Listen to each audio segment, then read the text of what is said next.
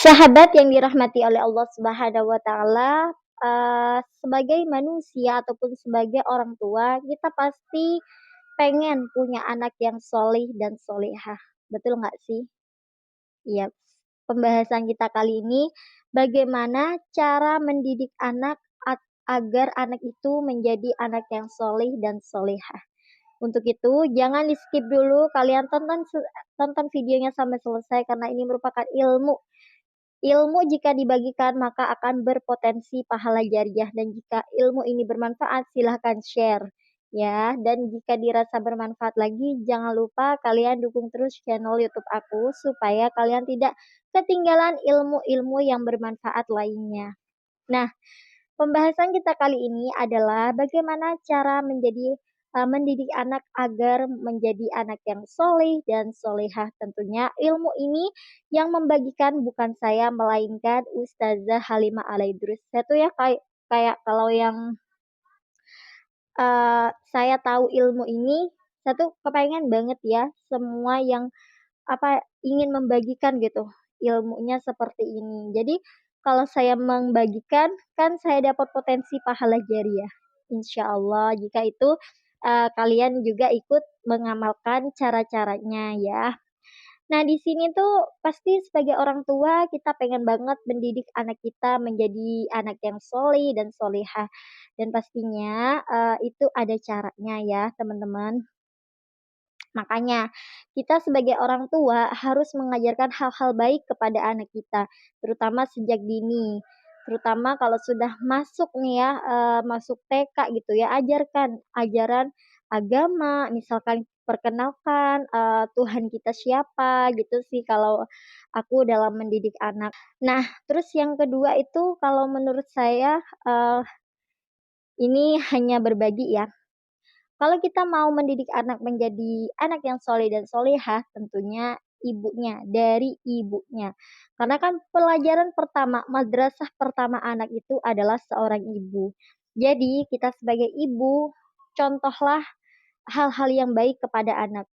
Ajarkan anak-anak, terutama ajarkan agama, perkenalkan siapa siapa Tuhannya, terus perkenalkan juga kewajiban-kewajibannya, kayak gitu ya.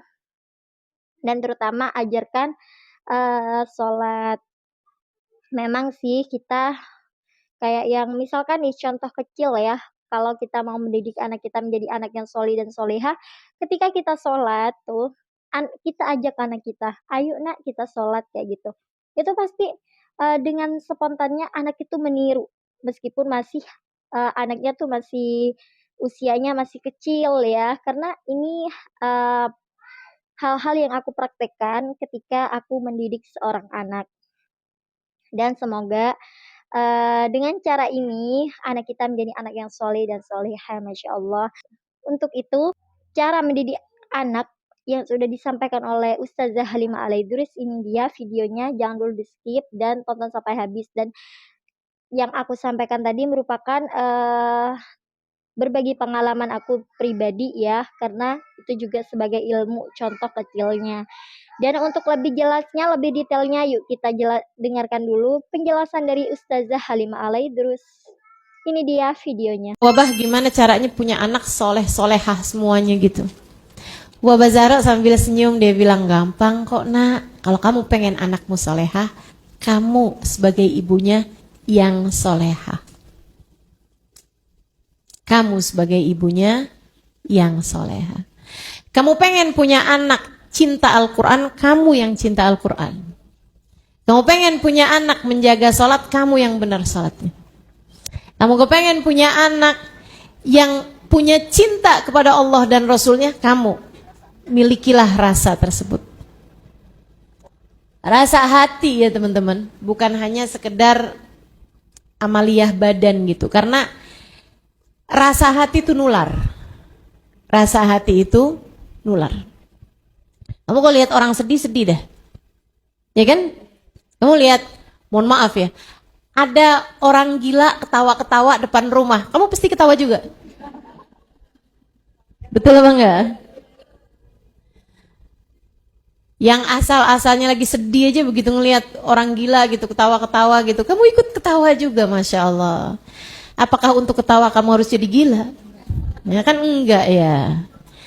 Sehingga sekalian yang saya muliakan, Neni Hubaba Zahra nih, seumur hidup nggak pernah ninggal tahajud. Sampai sekali aja nih ditinggal. Malam itu tidur terlampau malam, dan juga sedang ada kesibukan-kesibukan, tidur kayak udah malam banget gitu, jam 1-an malam. Beliau tidur capek banget, begitu bangun azan subuh. Beliau terbangun karena dengar suara azan subuh dari masjid memang sebelah rumah beliau. Itu kata putrinya, beliau bangun itu nyaris nggak bisa berdiri karena lututnya gemeteran. Beliau badannya semua gemeteran. Beliau bilang, azan, azan al-fajr, magumtul laylah, itu azan subuh tuh. Astagfirullah, saya nggak bangun malam ini. Ya Rab, Zahra magamatil laylah. Ya Allah, Zahra hari ini nggak bangun malam. Ya Allah, maafin Zahra ya Allah. Samihni ya Rab, samihni ya Rab. Ibu, bukan karena nggak tinggal subuh, Bu, bukan. Nggak tinggal tahajud. Ibu-ibu sekalian, beliau bangun dengan gemeteran, ke kamar mandi dengan linangan air mata. Kemudian beliau sebelum mengerjakan sholat subuh, sholat qobliyah subuhnya, beliau sholat taubat terlebih dahulu. Nangis kepada Allah, ya Allah ampunilah ya Allah, ampunilah ya Allah. Dan anak-anaknya meriwayatkan, menceritakan bahwa kami tidak pernah melihat ibu kami lebih banyak menangisnya daripada hari tersebut. Sepanjang hari tangisan karena meninggalkan tahajudnya. Masya Allah banget ya, ternyata kalau kita sebagai orang tua adalah cerminan diri anak. Bagaimana? Kenapa? Iya karena kan hal-hal yang dicontoh oleh anak hal pertama yang dicontoh oleh anak itu kan perlakuan, perbuatan orang tua.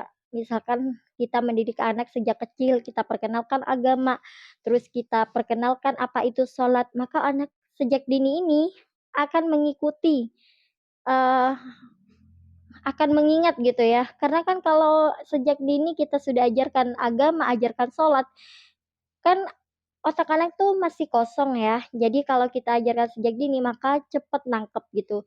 Beda lagi kalau sudah gede kayak kayak umur udah masuk SMP terus kita ajarkan sholat, itu akan lebih sulit teman-teman. Karena memorinya sudah terisi gitu, entah itu di perbuatan di sekolahnya atau, kayak meniru hal-hal yang nggak baik gitu ya. Tapi kalau kita mengajarkan sejak dini tentang agama, tentang sholat, maka anak sendiri itu akan nangkep. Itu merupakan salah satu caranya ya teman-teman, ajarkan anak sejak dini tentang agama.